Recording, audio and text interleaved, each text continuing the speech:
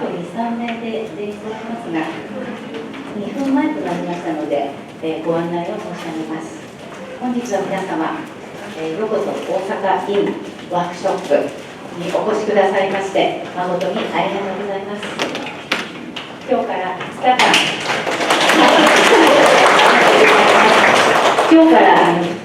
覚醒のために参ります。で、この地方のワークショップは、ノイムでは初めての試みとなります。で、今回を皮切りに、これからゲリーのリトリート系のワークショップを、企画していこうという最初の試みになりますので、本当に私たちも気合い入っております。で、ゲリーとゆり子さんも本当に今日すごい心待ちにしていまして、すごい楽しみにしていました。2日間どうぞゲリーゆり子さんと皆様の交流を通して、目覚めのたびに皆さんコミットメントして2日間過ごしていきたいと思います。よろしくお願いいたします。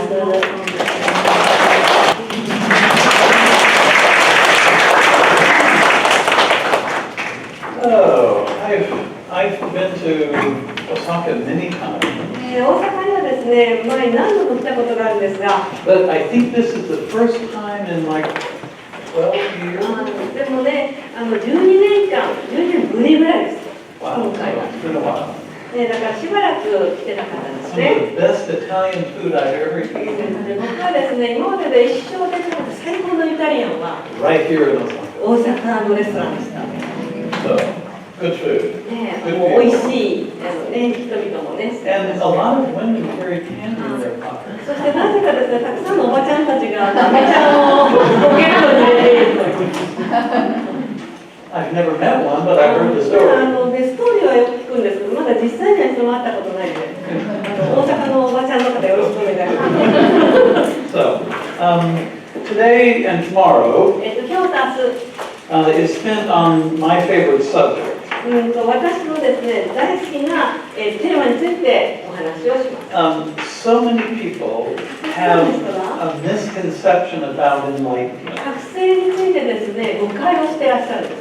And it's, I think it's because over the last 100 years, で、多分それはですね、ここ何百年か、 there's been a real influx of information from like India and Tibet. インドとかチベットとか、いろんな情報が入ってきてね。My first encounter with the subject was through my father's mother.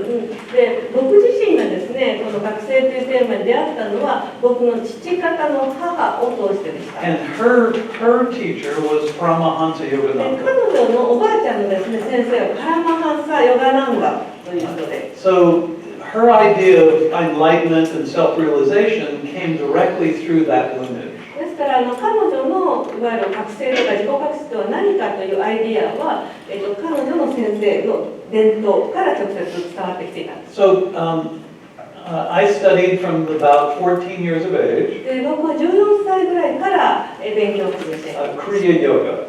それはクリアヨガというのを学び始めました。 And I had a problem with it right away でもすぐにですね、ちょっと問題を抱えました。 because in that tradition, そのクリアヨガの伝統では、 Paramahansa Yogananda was the only person who could be enlightened. パラマハンサヨガナンダのみがですね、覚醒できる唯一の存在ということになってたからです。 So it's like you know, the devotees were following somebody, but why?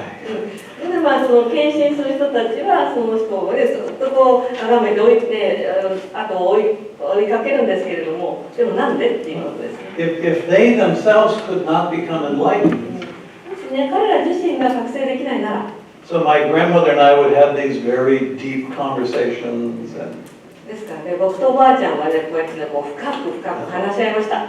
mostly I did that so I wouldn't have to do my school homework. ほとんどですね、そのおばあちゃんの話したのは学校の宿題をやりたくなかったからなんですけど。So I think she found out early that that was my plan. 結構ね、僕の本心っていうのはおばあちゃん初めの方から分かってたんじゃないかなと思います。So enlightenment. 覚醒です。Probably the most difficult thing about it. おそらくですね、最もそれに関する難しい、最も困難なことは、We have to give up our old idea of ourselves. 結局自分とは何者かという私に対する古い概念っていうのを全部手放さなきゃいけないから。We have to give it up. ね、もうギブアップしなきゃいけない。以前の自分を。And I don't know that it's difficult, 難しい。but the reward for doing it is so profound. 難しいんですけれども、それをね、通して与えられる喜びとご褒美っていうのは本当に深淵なるものです。Like most people on a spiritual path, スピリチュアルな道を歩むほとんどの方は、they think that there are really big ideas about creation. They think the really big ideas are the things guiding them. 結局ね、自分の人生を導いてくれるのは、最も本当に偉大なる、大いなる考えが自分を導いているんだと思っています。That's not what guides people. でもね、人をガイドするのはそういうアイデアではない。So when I would go to an ashram in India and I would hear these conversations people were having, インドのアシュラムに僕が行った時にですね、そこにいた人たちがいろいろ会話をしているのを聞きました。none of the conversations were what really guided them in their choices. で、実際に彼らの会話を聞いても、その人たちの人生をガイドしているのはその会話の内容そのものではなかった。It was the tiny little inner conflicts that guided them. 結局その内側のちっちゃい葛藤が人生をガイドしてきていたんです。Not the big ideas. 大きなね、大いなるアイデアではありませんでした。So the problem with that was they weren't aware that they were in conflict. でも問題はですね、そこにいた彼らっていうのは自分たちが葛藤していることに気がついていないということです。So how can you shift out of something if you don't know you're in it? 自分がその中に入っていることを知らないとどうやってそこから出られるんでしょうか。So meditation, 瞑想、 mantra マ work, ントラは、everything that they offered at ashrams really are a distraction to your inner ア conflicts. シュラムではそういうね、いろんなワークが提供されていくわけなんですけれども、結局それってその気を散らすものでしかなかった内なる葛藤から。So the longer time you spend away from your inner conflicts, the less effect they have on you. 確かにね、長いことを内なる葛藤から離れれば離れるほど葛藤から受ける影響は少なくなります。So that's really the whole idea behind a spiritual path is distraction. スピリチュアルな道のその大いなるアイディアっていうのは結局は気をそこから葛藤からそらすっていうことだ。But then there's another problem that comes up. でもそこでもう一つ別の問題が立ち上がってきます。So if you begin to let go of your inner conflicts, もしあなたがですね、内なる葛藤を手放し始めたとしたら、 it creates other types of conflicts. 今度は別のタイプの葛藤が生まれてきます。Because if you're giving up the thing that actually steers your journey through life, 実際ですね、自分の今までの人生をちゃんとハンドルを切ってきてくれた、葛藤というものを手放したなら、 then it's going to feel like, where am I going? What's the mechanism that I use to explore life? 今自分はどこに行ったらいいんだろうって、今まで探求を、ガイドしてきたそういうメカニズムがあったのにそれがなくなってしまった。So the first conflict we acquire as children で、最初にですね、私たちが、得てしまう葛藤っていうのは子供の頃ですね。is the difference between right and wrong. 本当に小さい頃に正しいと間違っているのの違いを学ぶことが葛藤の始まり。What is right and what is wrong. 何が正しくて何が間違っているのか。But then as we go through life, we acquire new ideas of what is right and what is そし wrong. てだんだんですね、成長していくに従って今度は新しいアイデアで何が正しいか何が間違っているかというのをだんだん獲得していきます。 So the biggest problem for us is 私たちにとっての最も大きな問題というのは how do we guide ourselves without conflict? 葛藤なしでどうやって自分が自分を導いていけるのだろうかという問題になります。 And then how do we relate to people who are filled with conflict? そしてその後ね、その他の人たちはもう葛藤まみれだと、そういう人たちとどうやって関わりを持っていけばいいのか。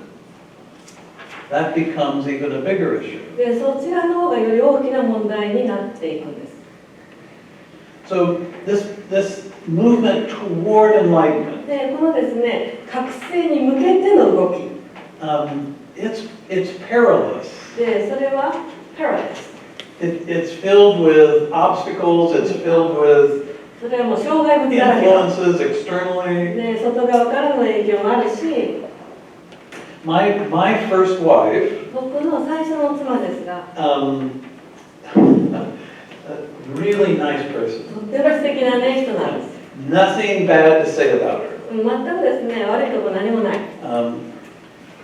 I would be doing Tibetan breathing practices, まあね、僕がチベットのブリージングのね、呼吸法をやってたんですね。 and she liked to read romance で、 novels. まあ、僕のその最初の妻っていうのは、いわゆる恋愛小説を読むのが好きで。 So I would be laying on the floor で、僕はですね、まあ、リビングの床に寝て、 doing these really big, voluminous breathing もう patterns. すごい激しい、まあ、呼吸法やってたんです。And it would begin to almost make like a fog. So The air seemed to そ change. うゲニーがまあそういう呼吸をすると、そのリビングルームのなんかこう雰囲気っていうのがこう霧のようにこう変化してくる。 So one time I was doing this, で、ある時僕がですね、その呼吸をやっていたら、 and I heard this scream. そしたら悲鳴が聞こえたんですね。 And I opened my で、 eyes, 目を開けると、 and when you're doing that, it's hard to get back really quickly. そういうことをね、実践してる最中ってなかなかこうスッとこう普通に戻るのが難しい。 So I was really trying to get my eyes open. で、なんか目を開けようと頑張って。 She was standing on the sofa. そしたらね、妻がね、ソファーの上に立ち上がってた。 She had her romance novel そ here, して恋愛小説を目に抱いて、 and she said, "Why can't you drink beer and watch TV like other men?" どうして他の男の人たちのにあなたビールを飲んでね、テレビを見ないのって叫んだんです。 So it was then that I realized that probably that marriage wasn't going to そ work. こで気がついたんですね。多分この結婚うまくいかないだろうな。So as we move toward this, what we might think is an ideal state of enlightenment, だから私たちがですね、いわゆる自分が思うところの理想的な覚醒の状態に向かっていくには、we go through one of the toughest barriers. 私たち最もですね、強大なるバリアを、まあね乗り越えていかなければならない。 A really tough そ barrier. れはタフなバリアです。And that barrier is で、その障壁バリアというのは、 everybody in this room at some point has felt alone. まあ、この部屋にいるね、皆さん全員がね、どこかで一人ぼっちだと感じたことがあると思います。 Everybody in the room. もう全員が一度はあると思います。 And everybody in the room has felt like they're different than other people. そして全員がですね、自分は他の人たちと違うと感じたことがあると思います。 The barrier you go through あなたが通り抜けるべきそのバリアというのは、 is the profound realization that you are walking on this path by yourself. もう深淵なる気づきで、ああ、自分はこの道をたった一人で歩いていくんだという感覚。Even if you're holding someone's hand たとえね、その時実際に誰かの手をつないでいたとしても、 and you are doing this together, そして一緒に同じようなことをやっていたとしても、 you are still alone on your journey toward that goal. そのゴールに向かってのあなたの旅というのは一人なんです。 And when I say alone, そしてアローン、一人ぼっち。 it's not like, wow, I wish I had more friends. It's not that kind of alone. アローン、一人っていうのは、ああ、もっとお友達が欲しいなっていうタイプの一人ぼっちじゃない。It's the realization 気づき。 that for your entire life, if you thought you were not alone, you suffered from delusion. 自分自身がね、その人生の中で自分が一人ぼっち、一人じゃないと感じた時は、それは幻想だったんだなってことに気づく。So I make this pronouncement early で、この話をですね、結構このワークショップの初めの方で申し上げます。 because っていうのは、 it's important to understand that if you do begin really seriously to embrace this, 本当にですね、皆さんが真摯に真剣にこの道を歩み始めるなら、 your life will change dramatically. あなたの人生とドラマチックに変化します。dramatically. ドラマチックに。 So one of the illustrations that we use で、私たちが、まあ、よく使うイラストレーション。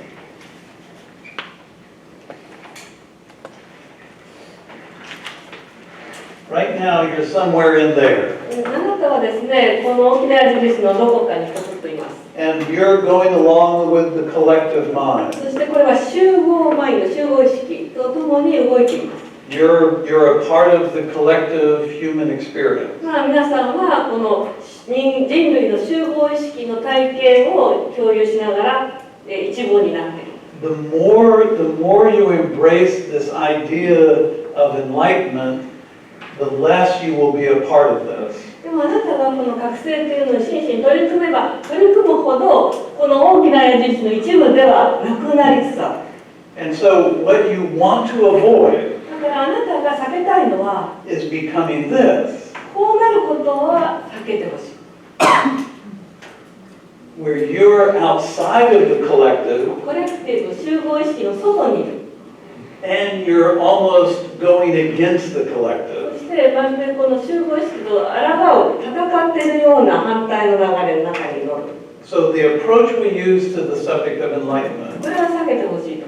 で、私たちがここで使うアプローチは is that you can be in this collective あなたはこの集合意識の中にいながら and not have the energy of the collective going against your intention for enlightenment. あなたの覚醒に向けての意図に周りのその集合意識が反対勢力とならないような生き方、アプローチです。 And this is important これは大切です。 because if you're letting go of the very thing that has been guiding you through life, あなたの人生をですね、ずっと、ガイドしてきてくれたその最もその大事なものを今手放そうとしているわけで、 if you're letting go of that, あなたがそれを手放したら then you don't want to become this. これにはなりたくないです。 You really don't.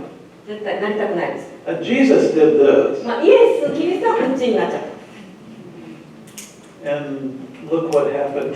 でね、イエスに何が起きたか見ればわかると思います。 Buddha did this. はい、お釈迦様も同じでしたね。Socrates ソクラテスもそうでし did た。 this. I mean, the history is filled with people who awakened, and it looked like they were going against the collective human experience. まあね、歴史にはですね、目覚めた偉大な存在たちがたくさんいます。だけどその人たちってどうやらこの集合意識に抗って生きてきたっていうふうに見えます。 So as we work through this presentation for today and まあ、 tomorrow, 今日と明日ここでね、ワークをしていきますが、 keep this in mind that it's important that you understand who you are in relationship to the collective mind. どうぞですね、理解していただきたいのは自分は何者であるかということと、この集合意識との関係性というのをきちっと理解したまま進んでほしい。 There's no point to become self-sacrificing. 何も自己犠牲を、ね、体験する必要はありません。 So, the collective mind doesn't want to awaken. 集合意識は目覚めたいと思っていないです。 It enjoys being asleep. もう眠っている、ね、その睡眠をエンジョイしています。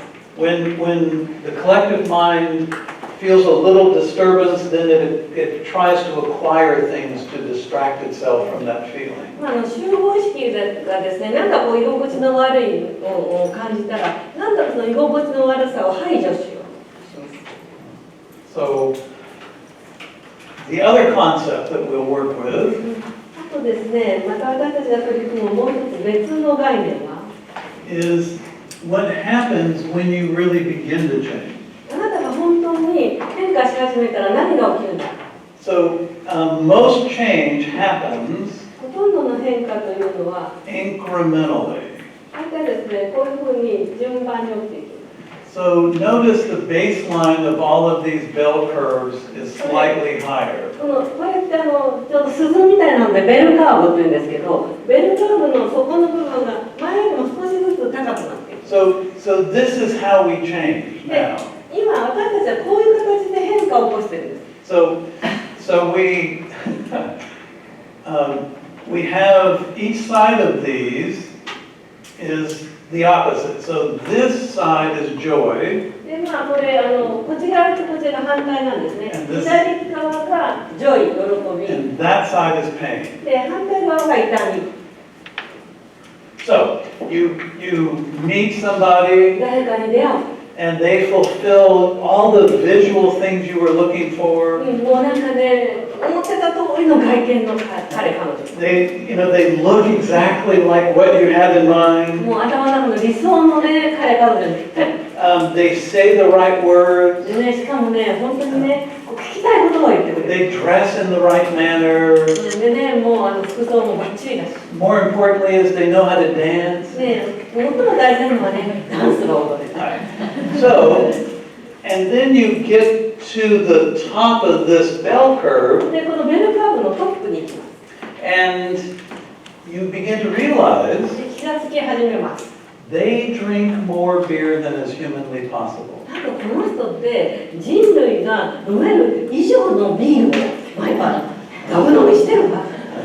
Why so much beer? なんでこんなにビールばっかり飲んだ So you start questioning it.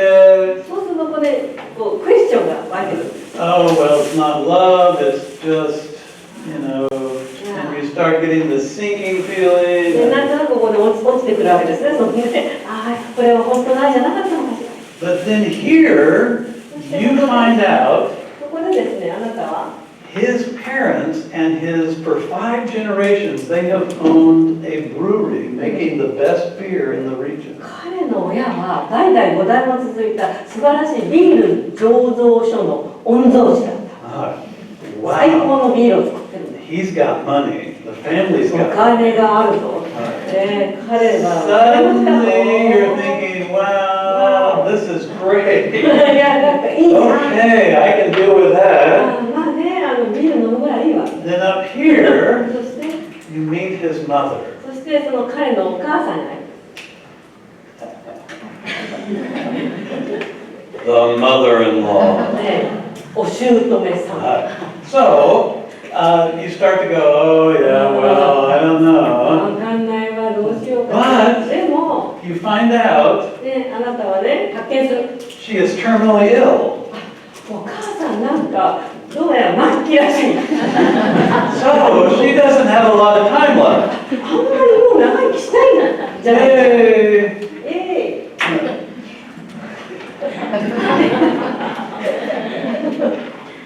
This is us riding the wave of our journey through life. で、これが私たちみんながこの人生の旅をこういう波に乗って進んでいってるんです。 This is how we currently do it. で、これは現在私たちが実際行っている変化のことです。 Pleasure, pain, pleasure, pain. 喜 pleasure, び、 pain. 痛み、喜び、痛み。 We, because we don't really fully understand the mechanism of our own journey, そして私たちはですね、自分が本当にね、こう行っている旅の本質というのを理解していないので、 we really don't get into the greater sense of who we are. だからこそ本当に、自分が本来は何者であるかということが分からずに、 So, there's another way of doing it. でもね、別の生き方があります。 So, same bell curve, 同じベルカーブ。 same pleasure and pain, そしてやっぱりね、快楽と痛み。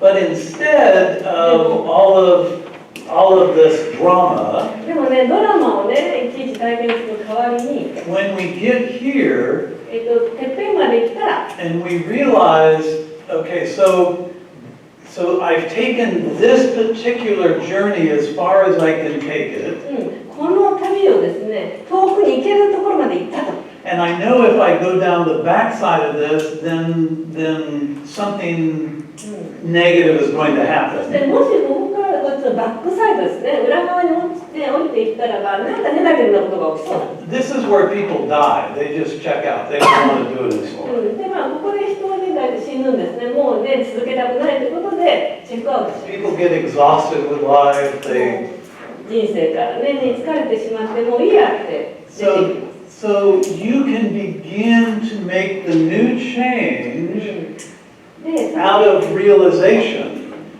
気づきからですね、あなたは新しい変化をここで起こすことができる。You don't have to go through pain. もうペインですね、痛みの部分を体験する必要はないということです。It doesn't do you any good. もうね、全然いいことなんもない。It isn't of any value. 価値もないです。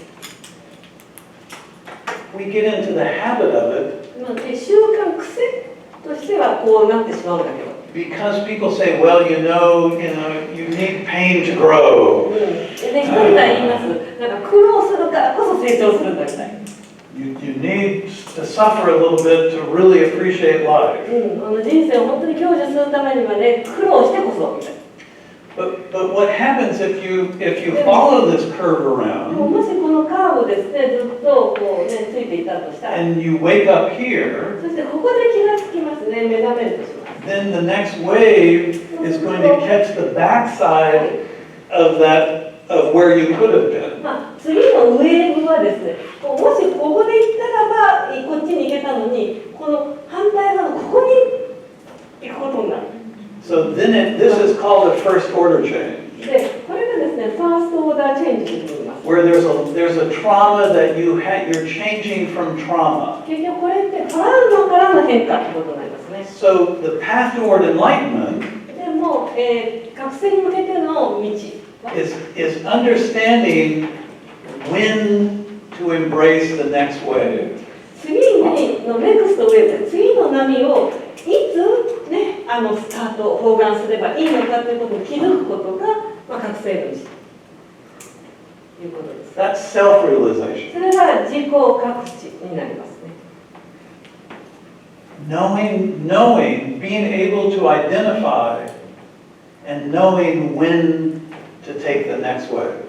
こう自分自身が何をしているのかということをしっかり理解して、次のウェーブ波にいつ乗ればいいのかも分かる状態。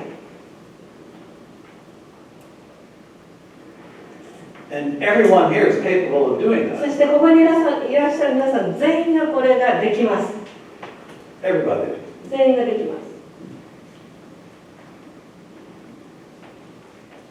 The problem is, 問題は、 once you know this, 一度これが知っ you たら have to do it on your own. もうあとは自分一人でやっていかなきゃいけない。 And that's what I said earlier, is you begin to realize you're alone. You're on your own. そこで最初に言ったことにつながっていくんです。結局自分は一人だっていうことに気がつく。一人でやっていくんです。 Because people who are still in the old model, なぜならほとんどのもうみんなはですね、古いモデルに従ってこういう波を、 they're going to say, no, you can't do it that way. そうするとそういうみんなはいやそんな風に生きていけるわけがないじゃないっていう。 We really look at how consciousness works. だから私たちがですね、本当に意識の仕組みというのをちゃんと見るならば、 That model that I just put up there is childlike. このモデルですね、ニューモデル。本当子供のようなモデルで It's childlike. す。ね、子供っぽい。 If you'll notice when you were a child and you were doing something and then you suddenly wanted to do something else, なんかね、ちっちゃい頃って皆さんなんかこうやってて、突然パッと別のことをやる。 your parents would say, no, no, no, you can't, you have to focus on this. そしたら親はね、いやいやね、ちゃんとこうね、やり終えて、こっちの方に集中しなさい。 It's the same with spiritual で study. もそれもですね、スピリチュアルな勉強も同じです。 Most religion ほとんどの宗教は、 and most New Age spiritual study そしてニューエイジのスピリチュアルな勉強は、 is simply spiritual theater. 単にスピリチュアル劇場、スピリチュアルシアターにしか過ぎない。 That's all it is. It's just, もうそれだけだ。 it's like going to the opera.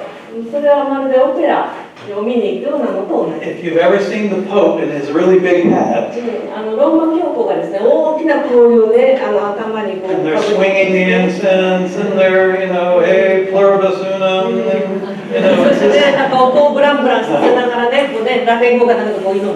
that's そ theater. れもシアター。 It has no real meaning. それには真の意味がない。But, you know, we went to a big peace conference. 前にですね、平和会議に出たことがあって、 And I love the Shinto costumes, the spiritual costumes. 神主さんのですね、コスチュームものすごい気に入りました。 These hats are amazing. そしてね、これね、被り物素晴らしい。 But unless they are spiritual antenna, でもね、それがね、スピリチュアルなアンテナでないとしたら、 why? なんでそんなものをつけるの？ I mean, it's really beautiful to see. ね、確かにね、こう見るとすごい美しいんです。 But what's the value? でも価値、意味は何だ？ It's just theater. それは単なるシアター。 So when we're kids, 子供の頃、 we're taught what we can and cannot do. 我々っていうのは何ができて何ができないか教え込まれます。 And we're taught that to satisfy our parents. そして私たちはそれをその親を、満足させるためにいろんなことをし始める。 This whole idea of a journey toward enlightenment. このね、覚醒への旅のアイディア。It begins with this. これからスタートします。 It begins with this. これからスタートします。 You're in here, あなたは今この四角の中にいて、 and you're envisioning enlightenment. そして覚醒はこの三角だと思う。 And your vision of enlightenment is based upon books you've read, で、この覚醒のビジョンっていうのはあなたが持っているものは今まで読んだ本から得た知識だ。 stories you've heard, ストーリー、聞いたストーリーだったり。 or maybe even intuitiveness. あるいはあなたの直感かもしれません。 So what you do で、 is you come out of this well-defined box. で、あなたはですね、このはっきりとした箱の中から、 Conflict there, 周りには葛藤がくるんでいるんですけれども、 another layer of こ conflict, れもう一つ、外側にも葛藤 more が、 conflict. 葛藤に包まれた。 So you are well-defined. で、あなたは自分はこうだっていうのをしっかりね、境界線はっきりしている自分。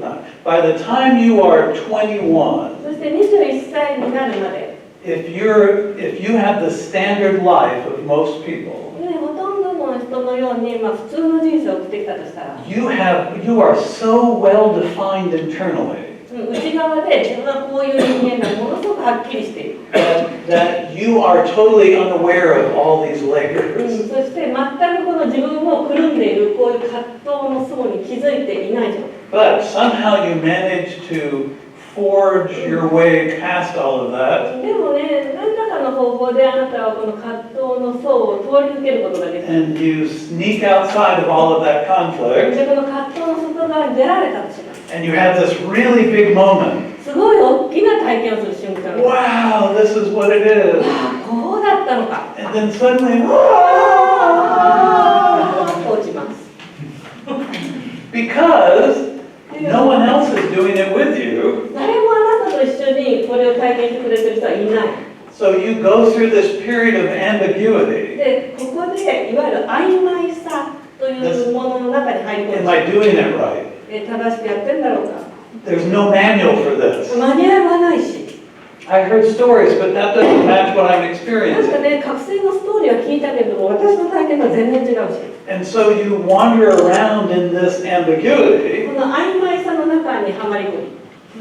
and then suddenly you start finding your way. そして突然あなたは自分の道が見つかる。 It's because you have connected with that deep inner sense of your inner value.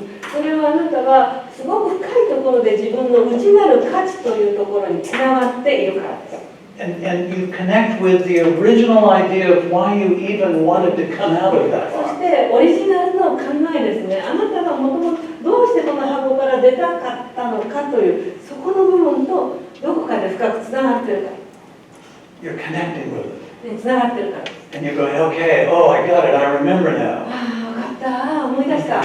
The problem is you can never get here. ただ問題はですね、この三角に決して届かないですね。いかないです。 You can't get there. そこには到達できない。 Because っていうのは、 you created this あなたはこの三角を while you were in here. この四角の中に閉じこもっている時に見たからです。 You created the idea of enlightenment while you were still wrapped up in all of these layers. 覚醒のビジョンっていうのは、あなたはこのね、たくさんの葛藤のお布団に包まれている時に見たものが。So, you're going to go way past that. だからあなたはこう横目に見ながらさらに先に進む。You'll go way past it. ずーっともう上の先の方に行ってしまう。Enlightenment 覚醒は is the complete freedom to be every moment what you want to be. 完璧に Just like a child. どの瞬間もあなたがなりたいもの、なり得るものになっているという、なれるという自由。それはちっちゃいことになっている。To be the most creative you've ever been. あなたは今までに、ね、一番最高にクリエイティブになれるその状態。To be the most intuitive you've ever been. そして今までに最高に直感にあふれている状態です。So these ideas of enlightenment that you've heard about, read about, あなたが読んだり聞いたりしたこの覚醒という概念。that was the experience of someone else. それは誰か自分以外の人の体験なんです。Your experience of enlightenment will be so different than that. あなた自身の覚醒体験っていうのは今まで聞いたものとは全然違うでしょ。So one of the first things to move toward the enlightened state is to let go of the concept of what it is. ですからまずですね、覚醒に向けての道の第一歩というのは、まずその自分が覚醒とはこういうものだと思い込んでいるその考えを手放すのです。So in Christianity, キリスト教では Christianity has created the concept of salvation. 救い。キリスト Salvation. 教っていうのはやっぱり救世、救われるという、概念を作りました。If you believe in the divinity of Jesus, you will be saved. イエス・キリストが神の子であるというその神聖さを本当に受け入れるならあなたは救われるでしょうという考え方。 The Tibetan religions and the Hindu religions own the concept of enlightenment. でチベットとかそれからヒンドゥーの文化っていうのはそれぞれがまた覚醒の概念っていうのを持っています。 That's their contribution. だからそれは素晴らしい貢献だと思うんですね。Judaism, I'm not sure what their contribution is. ジュレーズ。Well, yeah. ユダヤ教はどうだったんでしょうねって。覚醒の概念はどういうものだったんでしょうね。They do have the Kabbalah. They have the understanding of Kabbalah. ユダヤ教にはカバラという伝統があってそれを理解しています、ね。 They kind of own the concept of the tree of life. Yeah, Einzof is the maybe. はい。生命の木というね概念があって。So each religion has within it its contribution to the collective だから mind. 一つ一つの宗教もそれの中に覚醒というのは何かということに対する貢献っていうのがあります。 But when you begin to understand でもあなたが理解を始めると that your enlightenment has nothing to do with religion or anything that's happened in the past. あなたの覚醒体験っていうのは一切どの宗教とも関係なくあるいはかつて今まで起きたどの人の体験とも違うということが分かる。 That your complete self-awareness あなたの完璧なる自己認識 is your complete self-awareness. それはあなた自身の独自の自己認識であり自己覚知であるということです。 When you have this, あなたがそれを体験したら you will be the most creative you've ever been in your life. あなたの人生の中で最もクリエイティブになれるでしょう。 The thought of, no, I can't do that, simply won't be there. もうね、私にはできないという思考があなたの思考から消えるでしょう。 You will see answers to things that no one else thought of. そして、誰も考えつかない、物事に対する答えというのがあなたの中に湧いてくる。 Your enlightenment, あなたの覚醒は your path to your あ enlightenment, なたの覚醒への道のり道は you can borrow understandings from others, 他の人からの理解っていうのを借りることは OK です。 and it is going to be your enlightenment. でもあなたの覚醒はあなただけの覚醒です。 It won't look like anybody else's. 誰の覚醒にも似てもつかないあなた独自のもの。 It might have some things in common, 共通項があるかもしれませんが、it will be hard for you to totally tell others the exact moment of your enlightenment. でも、ね、あなた自身が覚醒した時のその瞬間を Words fail some things. They just can't なんだろうな、言葉っていうのでどうしても言葉にできないことっていうのがあるからです。So I wanted to open up this conversation for the next couple of days with these basic concepts. ですからこの2日間のですね、ワークショップの一番最初に今申し上げたような基本的な概念っていうのをお伝えしたいと思います。So the enlightened state. 覚醒している状態。